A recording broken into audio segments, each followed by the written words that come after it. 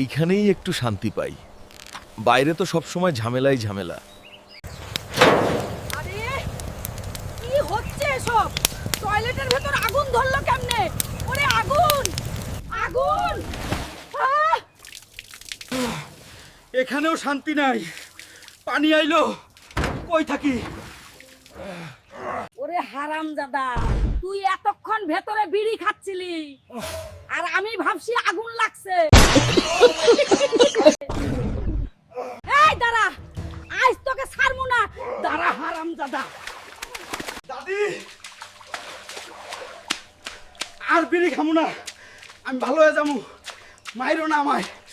দাঁড়া শালার পো, আজ তোকে ছাড়বো না। বন্ধুরা, তোমরা সবাই লাইক কমেন্ট সাবস্ক্রাইব করো, না হলে দাদি আজকে আমার পাছার ছাল তুলবে।